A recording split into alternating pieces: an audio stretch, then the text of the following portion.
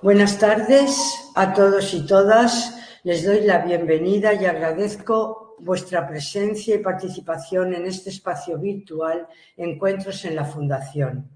Mi nombre es Concepción Sánchez Beltrán, soy patrona y vicepresidenta de la Fundación FIDAP y hoy presento este acto.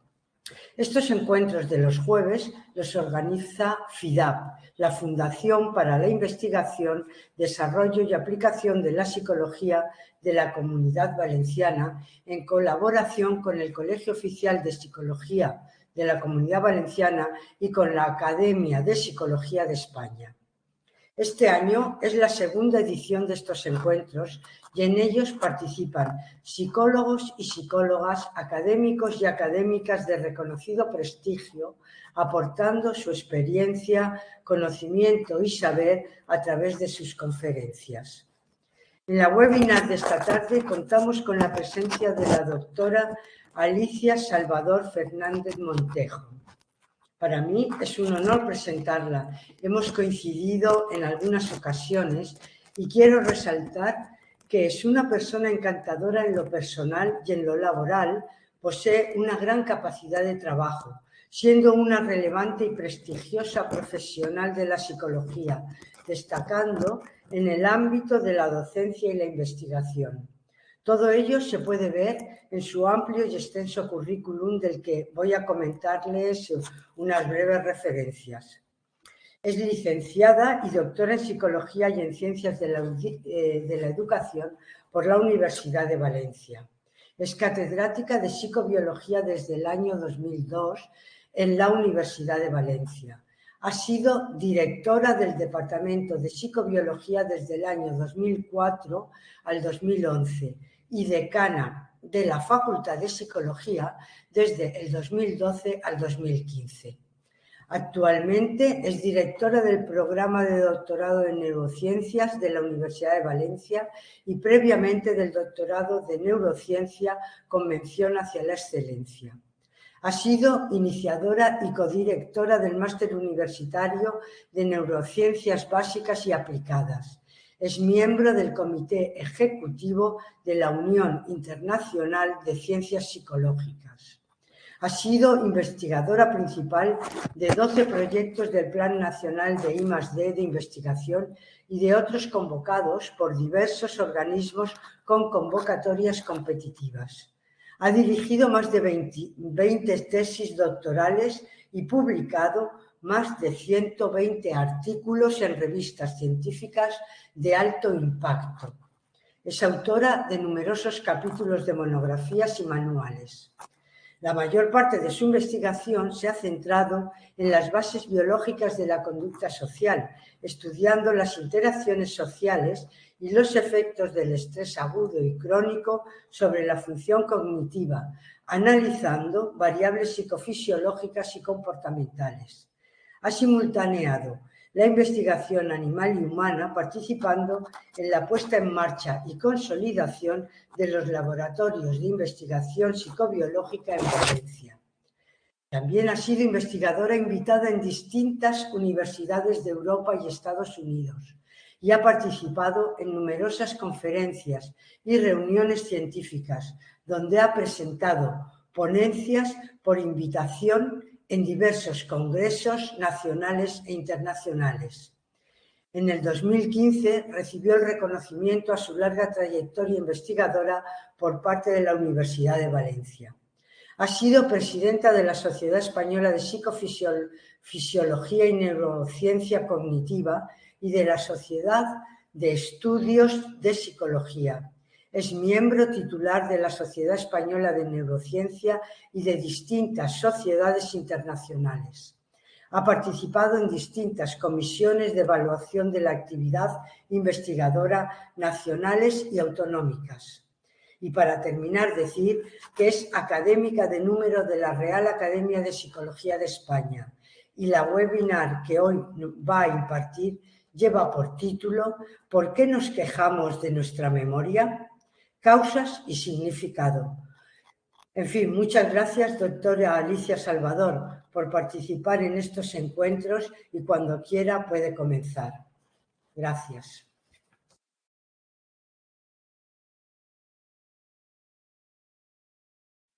Pues buenas tardes. Me alegro y mucho de poder volver a estar aquí con todos ustedes y quiero empezar dando las gracias otra vez a la Fundación, a la FIDAP, por invitarme a compartir con ustedes algunas de los temas y de las preocupaciones que estamos teniendo en nuestros estudios e investigaciones. Creo que es una gran labor que puede llegar a hacer la Fundación de ponernos en contacto a los que nos dedicamos más a la academia y al mundo clínico. Muchas gracias por esta oportunidad. La charla que vamos a tener ahora, a continuación, radica en torno a una pregunta que fue la que planteé con esta invitación de la FIDAP, y es ¿por qué nos quejamos de nuestra memoria? Causas y significado. El quejarnos de nuestra memoria es algo cotidiano y muy habitual en la mayoría de nosotros. Olvidamos dónde dejamos las llaves, olvidamos cómo hemos llegado a un determinado sitio, olvidamos y también nos quejamos de no encontrar determinado archivo que necesitamos urgentemente. Entonces es una situación común, el olvido, que por una parte es muy adaptativa, porque no podemos mantener, no podemos almacenar toda la información que tenemos recibiendo, que estamos recibiendo día a día. Y de hecho hay algunos casos clínicos de personas que no olvidan, sino que mantienen mucha información irrelevante, lo cual es perjudicial para su funcionamiento, pero también lo es el tener esa sensación de olvidos, de fallos de memoria. Este es un tema, por tanto, que consideramos importante, actual y al que estamos dedicando parte de nuestra investigación. Eso es lo que yo quiero compartir hoy con todos ustedes. Y es la justificación de la pregunta, que sería ya el primer paso de esta charla.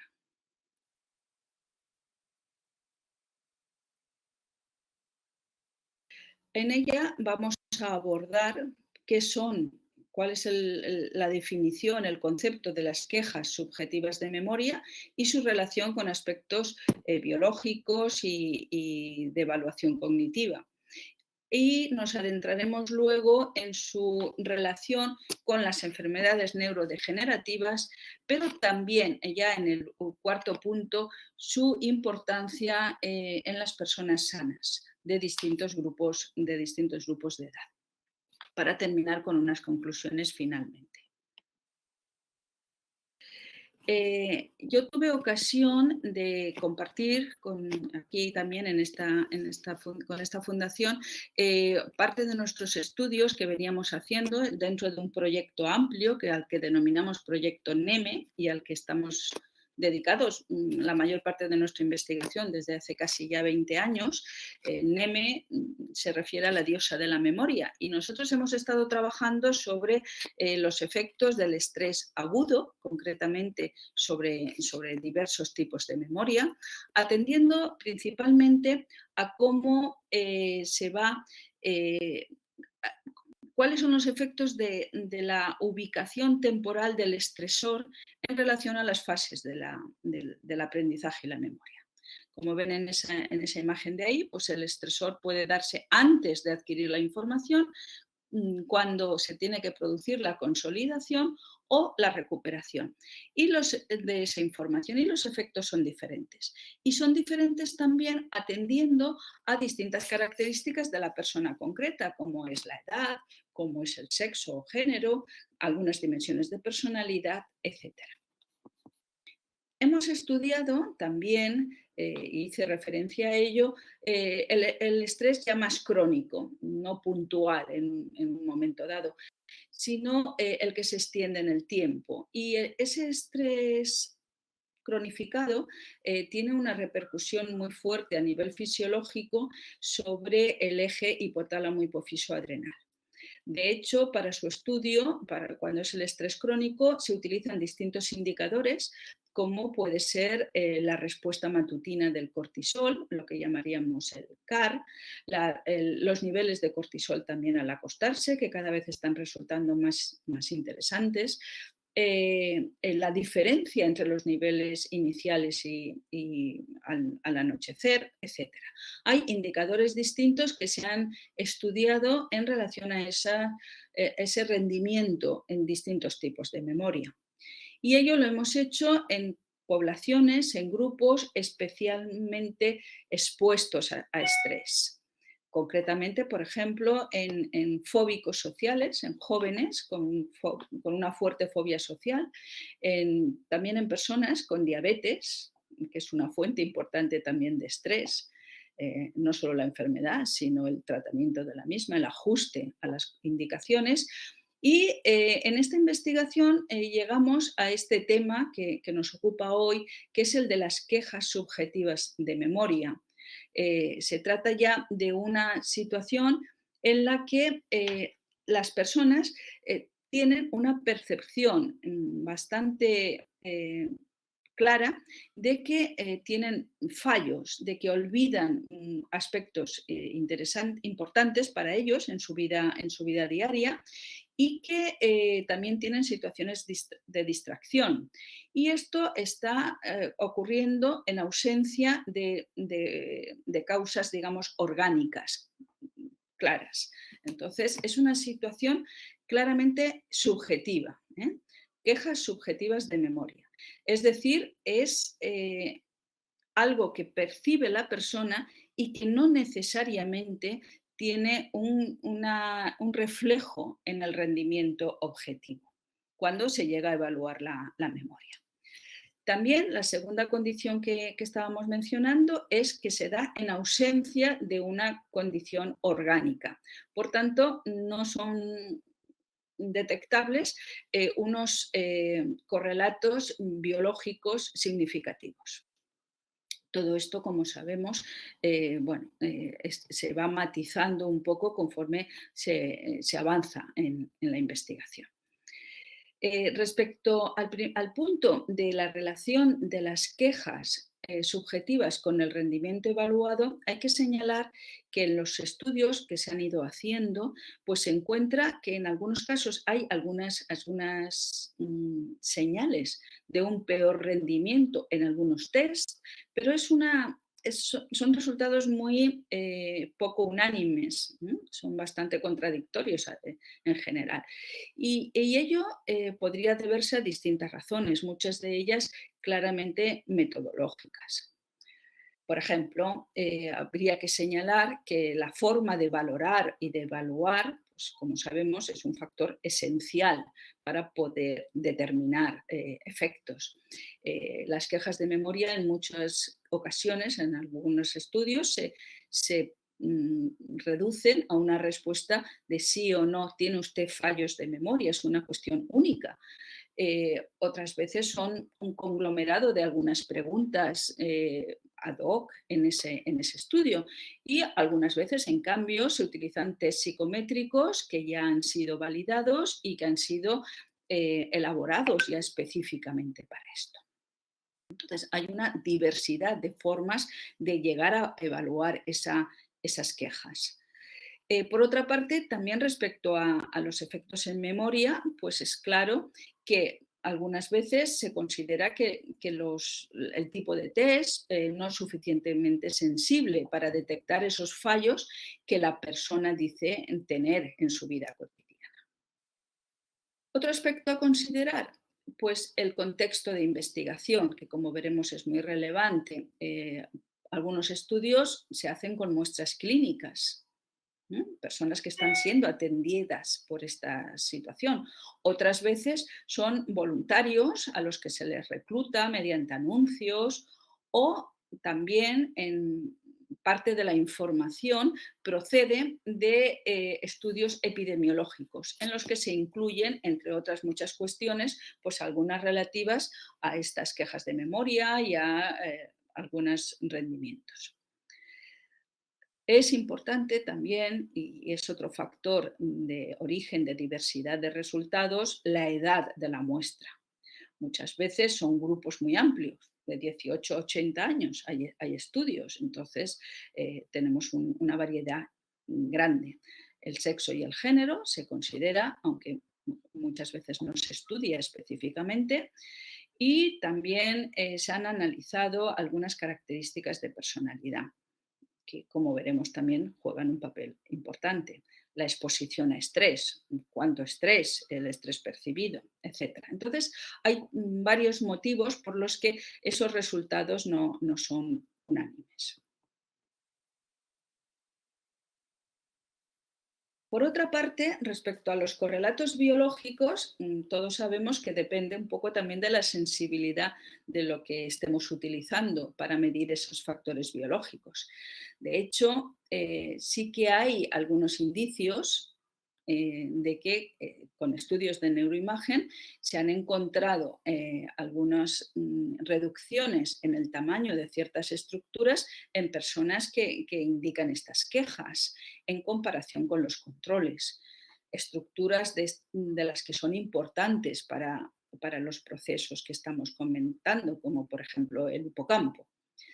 Y también se han encontrado indicios de conectividad aumentada. ¿Qué significa? Esto podría significar que hay un sobreesfuerzo cognitivo por compensar unos déficits, que serían los que están en la base de esa queja. Esto no es general, pero sí que hay algunos datos en esta línea.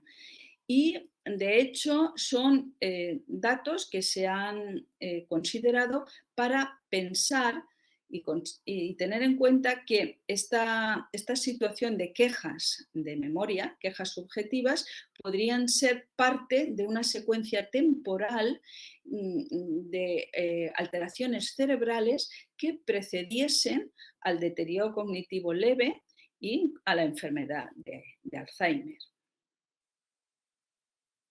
De hecho, las quejas son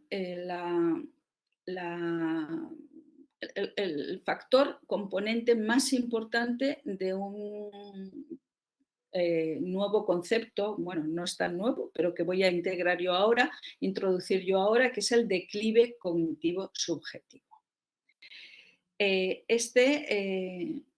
Se caracterizaría en su buena parte, pero ahora lo iremos descifrando y viendo todas sus características, por esas quejas de memoria. Y sería considerado como un paso importante para la aparición de los trastornos neurodegenerativos. Eso ha hecho que haya habido un interés fuerte por analizar estos aspectos para poder llegar a detectar cuanto más precozmente posible el inicio de estas fases. De hecho, si nos fijamos aquí lo que estoy exponiendo en estas gráficas son el número de publicaciones que han aparecido en la PubMed, que como saben es una base de datos muy utilizada en psicobiología, porque relaciona estos aspectos psicológicos y biológicos. En la parte superior están aquellas publicaciones referidas a las quejas subjetivas de memoria y a la parte inferior al declive cognitivo subjetivo. Son unos números que se van manteniendo a lo largo de estos 20 años con algunos altibajos, pero tal vez lo más llamativo es que podemos encontrar el mismo tipo de estudios en las dos búsquedas. O sea, podemos llegar a encontrar que se están utilizando el mismo tipo de muestras, las mismas preguntas o los mismos test, aunque sean definidos como quejas o como el declive cognitivo. Entonces, ahí hay, digamos, una superposición en cierta medida.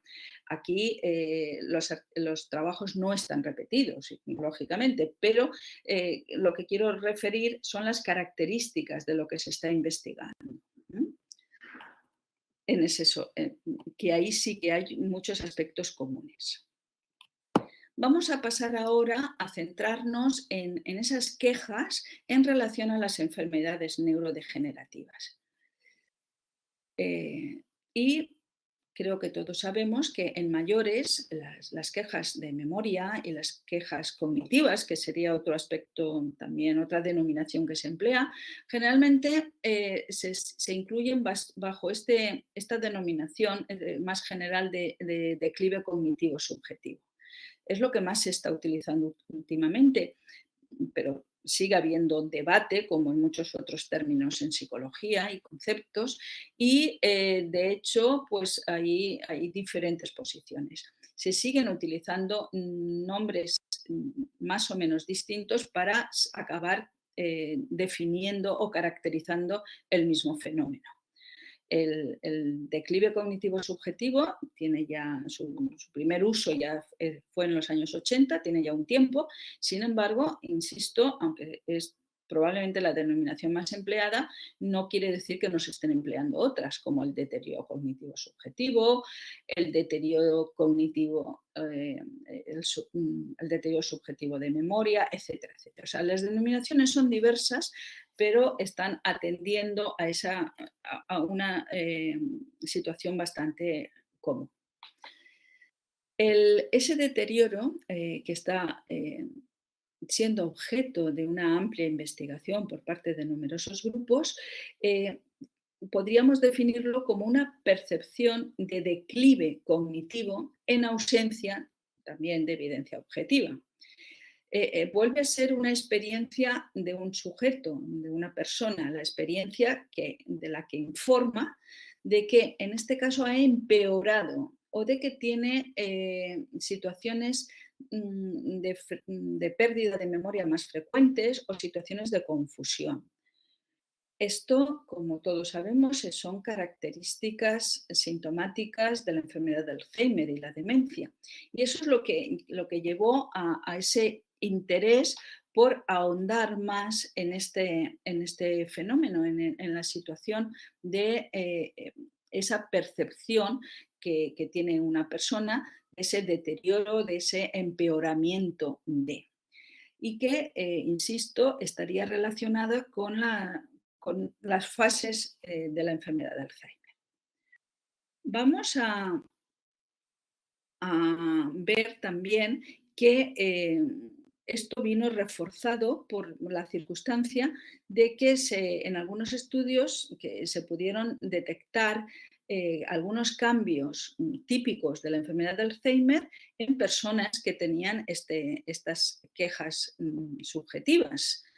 Por eso el mayor interés en estudiar esa relación entre ambos. Se consideraría en general que la sensación subjetiva podría tener una etiología heterogénea y de hecho parte de ella podría estar asociada a un mayor riesgo de demencia, pero en algunos otros casos podría responder a tratamientos y a intervenciones. Por tanto, ahí hay una gran campo de trabajo, de diferenciación.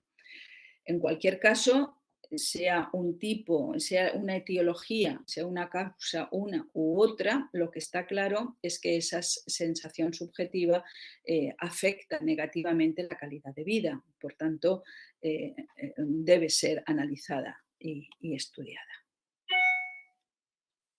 Aquí quiero referirme a los esfuerzos que ha realizado un grupo de investigación, un grupo de trabajo, un panel de expertos que hicieron una primera publicación en 2014 y que se denominan el grupo SCD1, que hace referencia a ese concepto de declive cognitivo subjetivo. En esa publicación, que es, como digo, fruto del trabajo de investigadores que fueron agrupándose tras una búsqueda, digamos, de grupos de investigación y expertos que estuviesen en esta temática a nivel mundial, pues el grupo se planteó el llegar como objetivo fundamental, el llegar a conceptualizar más adecuadamente el declive cognitivo subjetivo y analizar, o mejor dicho, poner no solo los criterios para definirlo adecuadamente, sino también las bases para poderlo estudiar en los distintos laboratorios y grupos y poder comparar luego los resultados. Ese fue el gran objetivo que tuvo este grupo y que se centró en esta primera publicación. Los criterios que establecieron para definir el declive cognitivo subjetivo fueron, por un lado, que fuese una experiencia autopercibida, ¿no?, persistente de declive de la capacidad cognitiva en comparación con un estatus previos normal y no relacionado con ningún evento agudo. El segundo, que el rendimiento normal, o sea, que el rendimiento objetivo fuese normal una vez ajustado por edad, sexo, género y educación, empleando test cognitivos estandarizados, de los que se utilizan para el deterioro cognitivo leve o para el Alzheimer prodrómico. Había dos criterios de exclusión importantes. Por una parte, que hubiese ya un criterio de DCL y también que hubiese una enfermedad psiquiátrica diagnosticada, por ejemplo, depresión. En este caso, se excluyen. O alguna otra enfermedad neurológica, un trastorno médico ya definido, o medicación o uso de sustancias. Se mantenía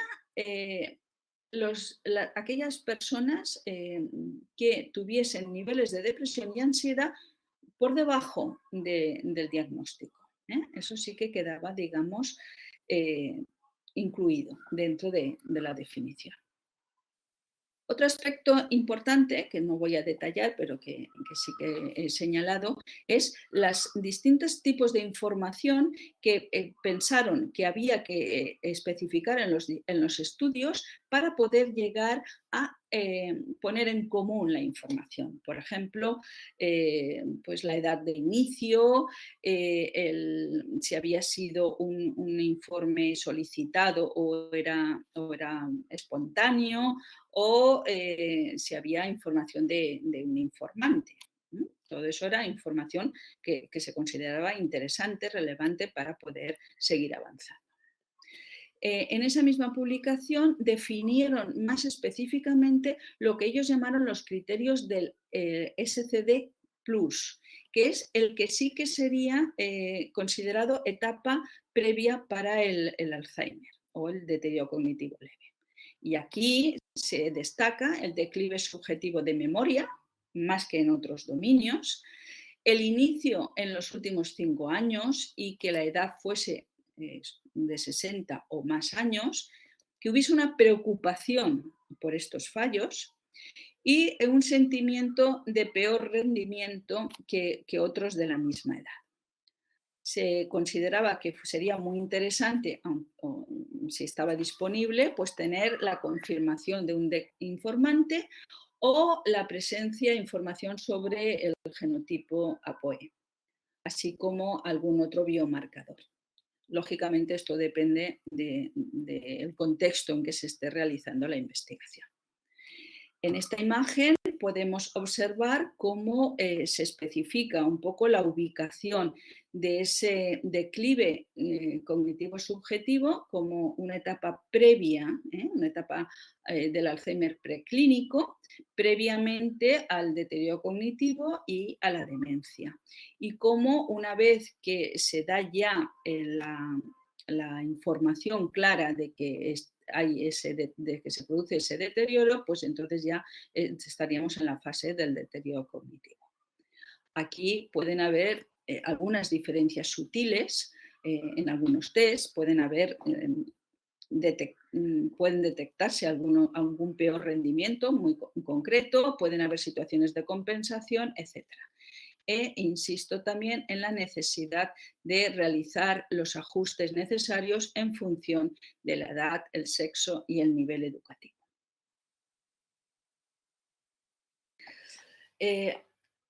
Se especificó muy claramente que los criterios eran unos criterios modificables en función de que se siguiese avanzando la investigación y los resultados que se fuesen obteniendo y que se estaba jugando, pues como es habitual cuando es diagnóstico, entre sensibilidad y especificidad. Aquí se pretendía ser más sensibles, aunque a lo mejor menos específicos, para poder tener una información más amplia de las personas que pudiesen llegar a estar afectadas por esta situación. Unos años después, una nueva publicación se quiso centrar en detallar más, en seguir especificando los criterios que eran convenientes utilizar para la investigación. Y algunos de ellos se refirieron a los criterios de inclusión. Concretamente, aquí podemos comentar algunos de ellos que estaban relacionados con esa condición de declive autopercibido persistente. Entonces, bueno, pues que la experiencia subjetiva y las medidas neuropsicológicas objetivas estuviesen más o menos dentro de ese rango normal, aunque, es lo que veíamos en la figura, aunque pudiese haber algunos niveles más bajos en algún punto concreto, en algún dominio. También información, es muy importante ver cómo ha aparecido y cómo progresa, porque si realmente estamos en una fase previa de Alzheimer, es un fenómeno que se produce de forma más gradual, no de forma abrupta. También se señalaba que no hay medidas concretas, aunque se estaban trabajando, medidas ya validadas para ello, y que se siguen dando mayor importancia a la memoria, aunque otros dominios son importantes. Aquí yo también insistiría en recalcar la importancia entre detectar fallos y estar preocupado por esos fallos. También respecto a los criterios de inclusión, pero los que hacen ya ahora referencia a la valoración del rendimiento, habría que señalar que, bueno, que ponen de manifiesto que muchas veces las escalas que se utilizan de tipo breve, como puede ser el Mini-Mental, no son lo suficientemente adecuadas para estos estudios. Que es muy importante también valorar la reserva cognitiva, porque pueden producirse compensaciones claras en los déficits. Y se esbozan ya algunos criterios para establecer diferencias. Entonces, se juega entre usar desviaciones típicas, una desviación o desviación y media de empeoramiento para detectar o para poder ya señalar esa presencia de cambio, de deterioro. Siempre sabiendo que no hay un límite fijo, ellos dicen no es una línea, sino que hay una franja, ¿no?, entre una situación de deterioro cognitivo leve y el declive cognitivo subjetivo. También comentaron la necesidad de empezar a tener también información de cómo afecta a las actividades básicas.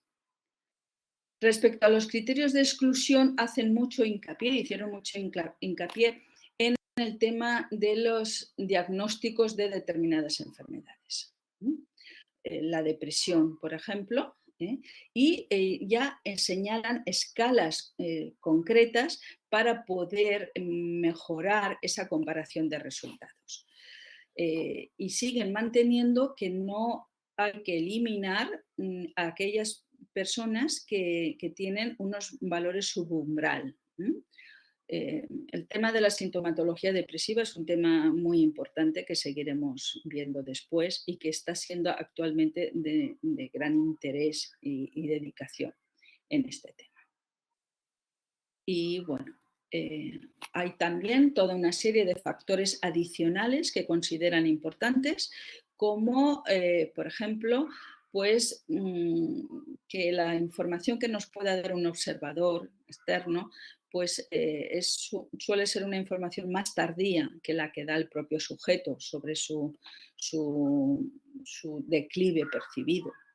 Luego también que, bueno, esas escalas breves que comentaba yo, el Mini-Mental, por ejemplo, pues no permite analizar la evolución, cómo se está produciendo la evolución en los distintos aspectos. y luego pues tener en cuenta algunos efectos o algunos factores que son esenciales, como la edad, desde luego, la reserva cognitiva que veníamos diciendo, el estatus APOE. Hay otros como la salud física, otras enfermedades. Recientemente hay una publicación aquí española de cómo los estereotipos de edad, el edadismo, afectan negativamente a la percepción que tiene el sujeto y que entonces está también contaminando las valoraciones que hace de su funcionamiento cognitivo. Entonces, bueno, hay aspectos más claramente demográficos, más generales, y hay otros aspectos que afectan más a lo psicológico, ¿no? Algunas características de personalidad, como veremos y hemos mencionado previamente. El declive cognitivo se considera, y por eso tenemos que hablar de múltiples causas, como algo multifactorial y que se va desarrollando a lo largo del tiempo, que se desarrolla. Entonces, para identificar las causas tenemos que llegar a ver cuáles son los dominios específicos afectados. Y de hecho, pues como estamos viendo aquí ahora en esta imagen, pues aparece memoria, aparece lenguaje, aparece la función ejecutiva, etcétera. Las preocupaciones que decíamos, el inicio y si hay condiciones físicas o mentales, además del uso de algunas medicaciones, algunas drogas, por ejemplo, que pudiesen estar realmente causando ese declive, ese descenso en el funcionamiento cognitivo que está percibiendo la persona. En relación a esas causas se han establecido como varias trayectorias posibles. Entonces, y esto afectaría como a distintos grupos. Entonces se establecen o se han establecido tres grandes posibilidades o grupos o trayectorias, como queramos decirlo. Y aquí están coloreadas con distintos colores, como puede verse. El blanco sería ausencia del declive cognitivo, lo vemos al inicio en los tres grupos, y al final solo de este primer grupo, que sería cuando hay un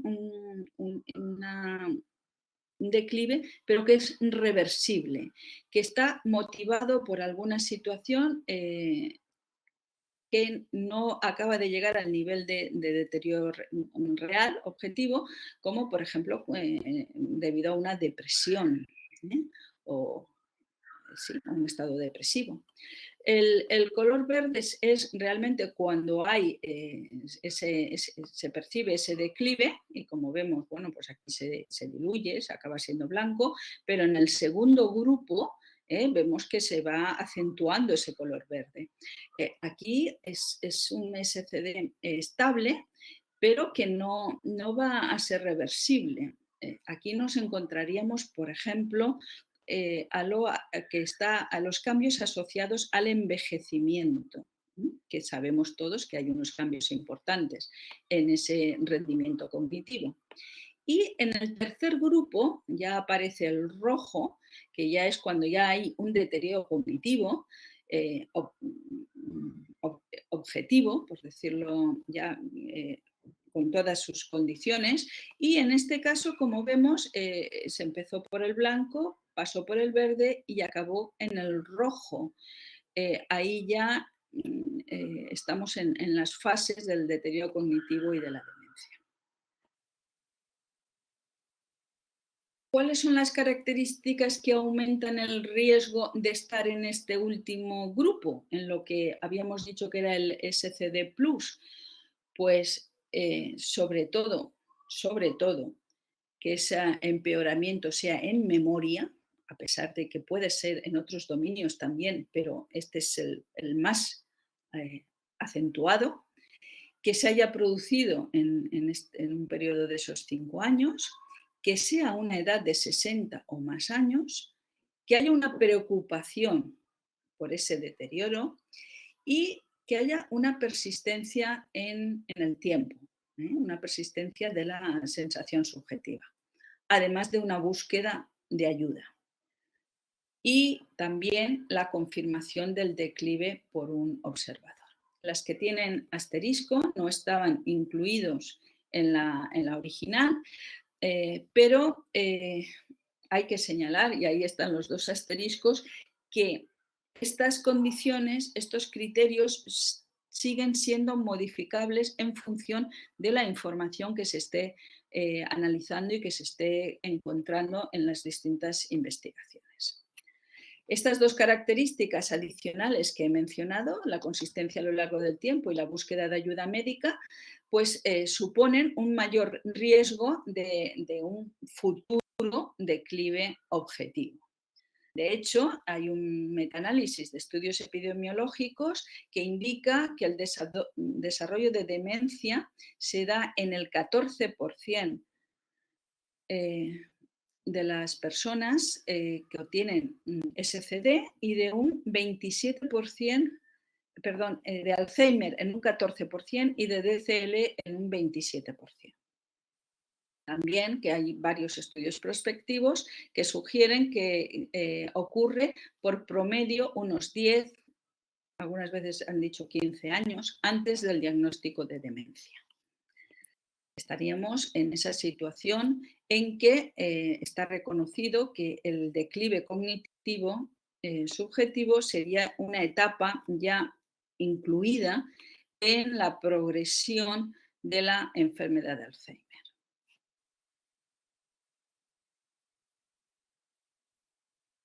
Por tanto, y estamos hablando entre psicólogos de una percepción subjetiva que tenemos que seguir estudiando y evaluando adecuadamente, porque se considera un marcador útil que se basa en la identificación de los individuos que están en esa etapa 2 de la progresión y que sería muy importante poder llegar a identificar a esas personas que tienen ese mayor riesgo de progresar hacia etapas posteriores. Hay estudios clínicos y de cohortes que lo especifican claramente la ubicación de esta fase, aunque los estudios más con voluntarios son más contradictorios. Y también es muy importante tener en cuenta que cuando para el diagnóstico se utilizan biomarcadores, pues esos biomarcadores sirven a nivel grupal, pero no a nivel individual. Y a nivel individual lo que está recomendado es pues, dar apoyo y precisamente recomendaciones para mejorar la salud mental. Un aspecto diferente, un grupo diferente sería el de la población mayor. Hemos dicho que ese otro grupo, que es el del declive estable, no reversible, que sería con el envejecimiento, pues efectivamente con el envejecimiento hay múltiples mecanismos que llevan a un empeoramiento o a un peor funcionamiento cognitivo en múltiples dominios.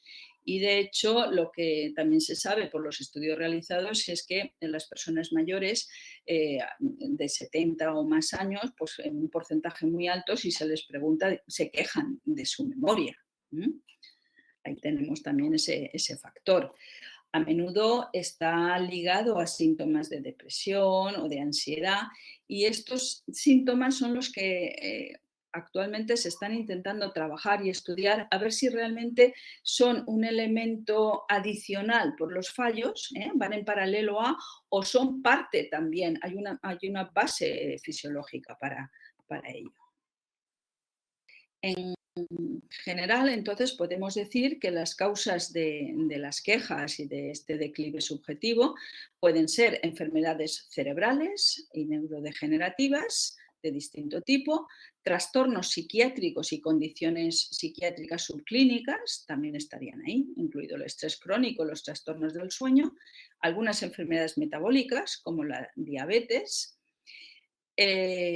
o la hipertensión, el uso de sustancias psicoactivas y drogas, indudablemente, están afectando o pueden afectar, y algunos trastornos psicosomáticos o somatomorfos. También hay diferencias en la sensibilidad de las personas en su introspección, ¿no? y en su detección de algunas diferencias.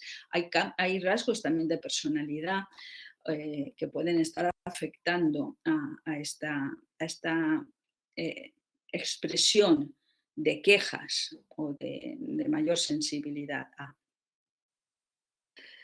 Solo voy a hacer referencia a algunos datos de nuestros estudios que venimos realizando y que tienen que ver con estas quejas, ¿eh?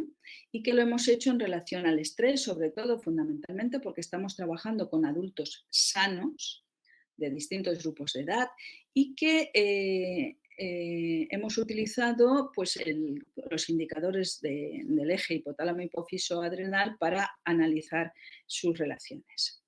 Entonces, en jóvenes hemos trabajado con unos grupos de jóvenes de 80, con un número de 80, de 18 a 35 años, y hemos visto en uno de los estudios que está ahora, el artículo está sometido a una revista, hemos comprobado que efectivamente hay una relación entre las quejas subjetivas de memoria y el rendimiento cognitivo, pero en un aspecto muy concreto que era la memoria episódica inmediata.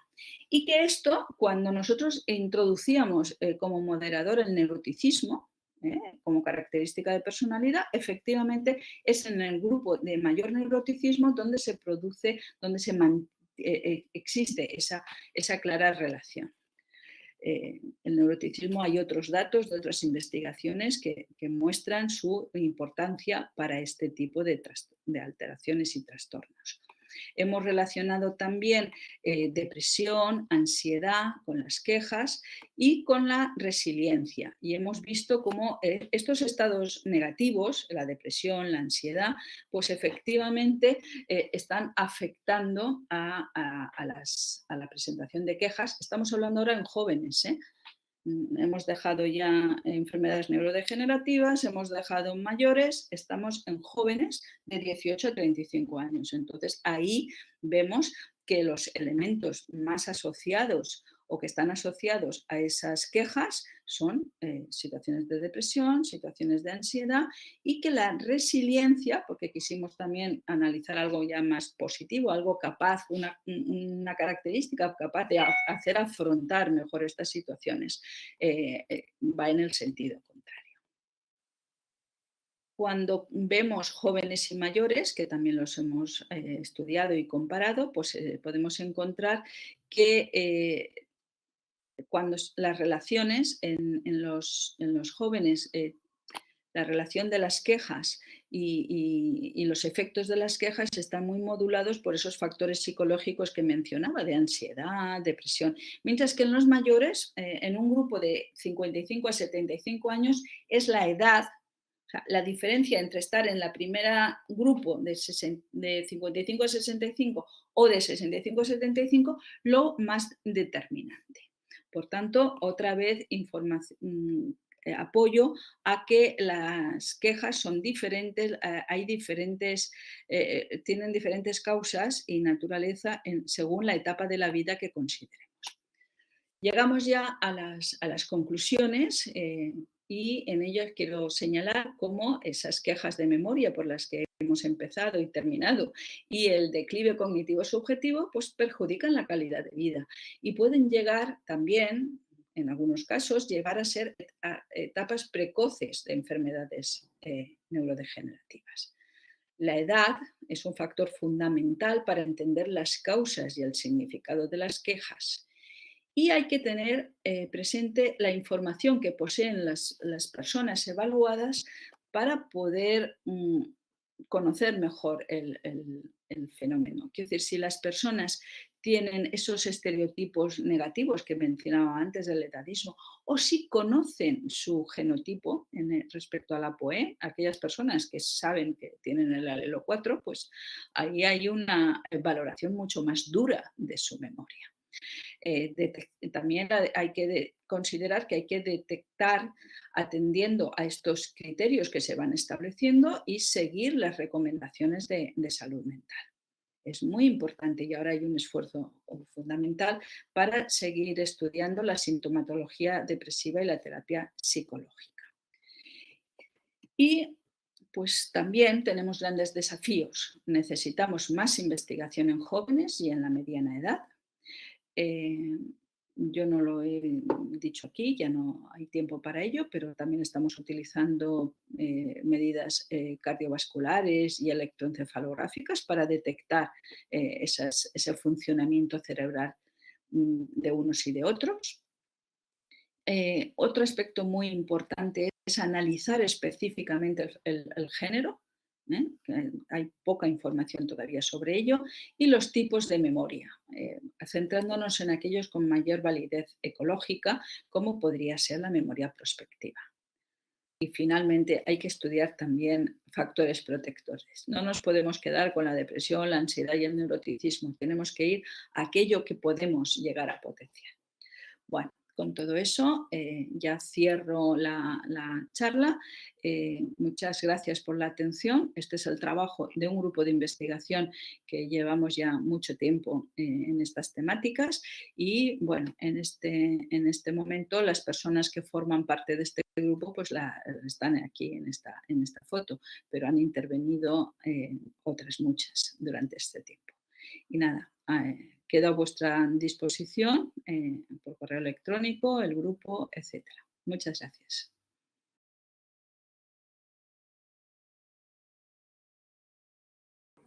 Sí que estoy. Vale, buenas tardes de nuevo. Muchas gracias, Alicia, muchas gracias, doctora Alicia Salvador, por esta webinar. Enhorabuena por la exposición. Ha sido realmente muy instructiva e interesante. Y ahora vamos a pasar al coloquio, al turno de preguntas. Y mientras los compañeros y compañeras escriben en el chat pues, sus comentarios, yo le voy a plantear dos preguntas. Una sería, ¿qué estaría en relación a qué nos podrían decir sobre las técnicas y medidas para evaluar objetivamente los déficits de las quejas y del declive cognitivo? Y la otra pregunta sería, si es que lo hay, ¿cuáles serían los efectos del COVID en la memoria? Si realmente hay efectos negativos o positivos. Estas serían las dos preguntas mientras los compañeros van escribiendo sus comentarios. Muy bien, pues gracias por tus palabras y voy a intentar contestar. La primera era sobre la medida, ¿no? Sobre las técnicas para medir objetivamente. Yo he insistido mucho en el concepto de las quejas y del declive cognitivo, en que son fenómenos subjetivos. Entonces, tiene un gran valor y una gran complicación. Ya sabemos los psicólogos la dificultad de lo subjetivo. Pero claro, lo que se está viendo es que efectivamente es una información muy valiosa porque es mucho más inicial que cualquiera de las otras informaciones que se pueden conseguir, por ejemplo, de personas cercanas, ¿no? De los informantes que he venido diciendo, o también de las pruebas neuropsicológicas. Entonces, es esa primera información de la persona que es consciente o que se va dando cuenta de que está teniendo más fallos que anteriormente y que tiene un rendimiento peor. Lo importante es poder delimitar adecuadamente dónde están, digamos, esas causas o qué puede llegar a significar esa sensación subjetiva. Y yo he querido hacer mucho hincapié en ese tema de la edad, que cada vez ha sido más claro. Entonces, técnicas, pues también he comentado la importancia de la sensibilidad de los test que utilicemos. Entonces, muchas veces y ya un poco lo relaciono con lo siguiente, con la evaluación de la memoria, pues la memoria las medidas que se hacen son más artificiales, las listas de palabras, por ejemplo, y entonces es más difícil poderlo relacionar con los aspectos cotidianos, que es donde residiría un poco la problemática más importante para la adaptación y para la funcionalidad de la persona. Las pruebas objetivas son test neuropsicológicos, los que se vienen utilizando, y sabemos que hay una variedad y que están validados, que son adecuados y que cada vez más también se están haciendo esfuerzos por asociarlos más a lo cotidiano, a lo ecológico, a la importancia. Yo he terminado hablando de la memoria prospectiva. Necesitamos poder planificar y funcionar. Es una memoria distinta a otros tipos. Entonces,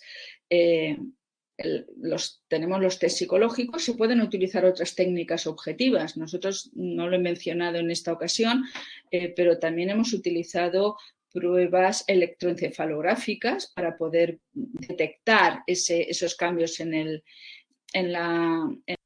esos cambios básicos que podrían estar indicando ese inicio de problemática, ¿no? Y hemos encontrado, por ejemplo, en toma de decisiones, las respuestas electroencefalográficas, o también en el reconocimiento de expresiones, de la expresión emocional. Entonces, se pueden combinar unas técnicas de los test clásicos con otras técnicas como estas que estoy mencionando.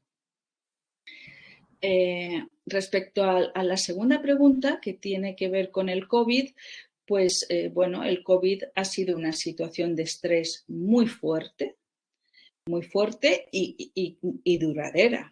Ha tenido un periodo muy importante, todavía estamos en ella. Ha incidido enormemente en nuestra vida y de alguna manera pues esas situaciones de estrés están afectando el funcionamiento cognitivo. Lo afectan y pueden tener efectos claros en la memoria. De hecho, es uno de los aspectos es que pueden haber en las personas que han estado hospitalizadas, por ejemplo, a los meses, a 6 u 8 meses, hay publicaciones que indican que hay un deterioro, hay problemas en la velocidad, en la capacidad de concentración y también en algunos aspectos de la memoria verbal. O sea que sí que hay efectos. Todavía la situación, los cambios que nos ha hecho, que han incidido en nuestra forma de vivir, todavía los tenemos ahí. Todavía hay unos problemas, digamos, asociados al aislamiento y a esa distancia social, aunque es verdad que hay también una situación de rebote, pero efectivamente hay efectos. Vale, muchas gracias, Alicia. Ahora voy a comentarte algunas cosas del chat y alguna pregunta que hacen. Bueno, en general te dan las gracias por tu interesante conferencia y por compartir todos tus conocimientos. También felicitan no solamente a ti por tu trabajo, sino también a tu equipo. Y luego sí hay una persona, una compañera que dice que está muy interesado justamente en la pregunta que te he hecho y que has comentado sobre la relación que hay entre los fallos de memoria y el COVID, porque parece ser que ella ha pasado el COVID 2 veces y ha notado fallos en la memoria. También que preguntan, ¿no?, que si hay alguna prueba o técnica de screening para detectar la presencia del deterioro cognitivo en adolescentes, ¿no? Y bueno, de momento eso sería así. Sí. En adolescentes estamos ante ese problema, pero yo terminaba diciendo que requieren investigación, porque es verdad que hay fallos de memoria, que hay quejas de memoria, pero estamos ante una situación diferente a la que he hecho mención sobre todo durante la charla, que es esa que se da ya en los última fase de la mediana edad, digamos, y a mayores de 60, 65 años. Es un fenómeno distinto y es un fenómeno que necesita ser estudiado y que, como hemos visto, nosotros tenemos algunos resultados que indican la importancia de algunas características de personalidad, pero también algunos estados afectivos, por ejemplo, la ansiedad. Entonces, es un factor muy importante, pero hay otros muchos elementos que pueden estar influyendo en la memoria y en la capacidad de concentración. Y eso necesitamos abordarlo específicamente en adolescentes y jóvenes. Hemos hablado también y hemos visto que en algunos casos, claro, para el declive cognitivo se eliminan, digamos, cuando hay determinados uso de drogas, determinadas sustancias psicoactivas. Hay otros temas, digamos, relacionados con los problemas de sueño y los ritmos de sueño biológicos. Entonces, hay muchos aspectos, incluso la capacidad de la cantidad de información que nos llega, que es otro fenómeno muy importante, el de sobrecarga informativa. Entonces, todos esos aspectos están pudiendo afectar a los jóvenes de una manera básica. Hay pocas investigaciones centradas solo en jóvenes. Y la verdad es que varias de ellas están hechas en España. Por otros grupos también que se han centrado también en este periodo de edad. Yo creo que es un grupo muy importante. Las pruebas más concretas, como estamos mencionando, tienen bastante que ver con las valoraciones neuropsicológicas para ver hasta qué punto se puede ver afectado o no objetivamente, porque ahí también es un proceso, digamos, de avance, de ver cuáles serían realmente los aspectos concretos. Nosotros ahora estamos muy centrados en la memoria prospectiva. Hemos trabajado durante años en memoria declarativa, memoria también no declarativa, episódica, con distintas pruebas, pero creemos que es muy importante abordar ahora la memoria prospectiva. Esa capacidad, digamos, de acordarse de lo que uno tiene que estar haciendo y planificando. Estamos ahora en esa parte. La investigación en ese tipo de memoria es todavía escasa, pero es fundamental. Y en los jóvenes pues, pueden verse afectados muchos fenómenos, digamos, o muchos procesos dependientes de su propia maduración cerebral. Sí, algún otro compañero comenta, ¿no?, lo interesante de la conferencia y cómo estos encuentros también, que son muy importantes porque nos ayudan a ampliar nuestros conocimientos, ¿no?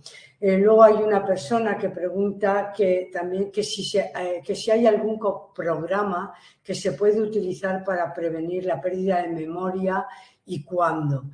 Y un poco unido a esta pregunta, otra que dice que si una vez que hay un deterioro de memoria a los 85 años, si existe algún programa que podría utilizarse para estabilizar esa pérdida, y porque recuperarse ya no puede ser de momento. Bueno, una de las circunstancias también es que los fallos de memoria o el declive en memoria es un proceso también muy asociado a la edad. Entonces, en el envejecimiento se da de forma generalizada, aunque no siempre, siempre hay excepciones, pero de forma bastante general, ese deterioro en una serie de procesos cognitivos y la memoria es probablemente el más afectado. No todos los tipos de memoria, pero sí, por ejemplo, la memoria episódica suele ser la más afectada. Programas y tratamientos, pues hay bastantes bastante información sobre programas, pues a lo mejor incluso con el teléfono o ejercicios un poco para mantenerse activo, porque eso sería interesante. Nosotros hemos colaborado con un grupo de Barcelona en que está en un proceso que es dentro de un programa Rememory, en el que se presentan a las personas imágenes de su propia cotidianidad para ir consolidando más y reforzando, digamos, algunas de esas vivencias que está teniendo, de forma que se consolide y se favorezca mejor el recuerdo y la rememoración de la información. Hay varios sistemas, está aumentando la edad, la longevidad de forma importante y entonces hay esfuerzos para poder conseguir esos programas que puedan ayudar. Pero se trata también de un fenómeno bastante natural. También sabemos el tema, claro, 85 años ya son una edad respetable y no es fácil que se produzca una recuperación, pero bueno, hay que intentar a través de esos distintos sistemas conseguir un mantenimiento, claro. Bueno, siguen dando las gracias por esta interesante conferencia y por la excelente presentación. Y un compañero pregunta, dice, bueno, comenta y pregunta que la escala Mini-Mental Lobo es una escala de cribado que no permite detectar el DCL, pero sí podemos establecer que los valores por debajo de 24 existe una disfunción cognitiva. ¿Se puede establecer de forma categórica que existen diferencias entre hombres y mujeres? ¿En el Mini-Mental? Sí. No conozco yo que se hayan establecido esas diferencias. Se suelen utilizar los mismos valores. Lo que sí que está, como él bien dice, es una escala de cribado, pero no nos permite analizar bien los distintos dominios y cómo se produce la evolución y el deterioro. Entonces, por eso son necesarias esas baterías neuropsicológicas más completas. Y yo creo que en eso se está haciendo un esfuerzo muy grande y se están adaptando y se están validando para nuestra propia población. Entonces, eso también es importante. Yo he hecho hincapié en esos factores, ¿no?, de edad, sexo y género y nivel educativo, porque son factores que están influyendo en cómo luego nosotros concluimos cuál es la situación de personas concretas.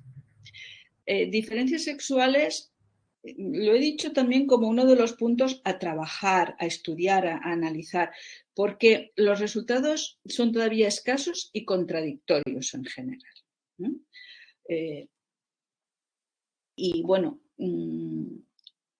nosotros estamos teniendo, por ejemplo, una dificultad que hemos comentado con otros grupos y que es bastante generalizada. Es decir, está siendo difícil conseguir los mismos números de participantes de ambos sexos, hombres y mujeres.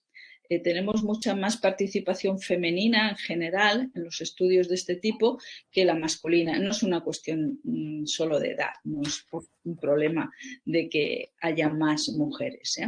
Es un problema de actitud muchas veces para poder llegar a hacer esas comparaciones que son importantes.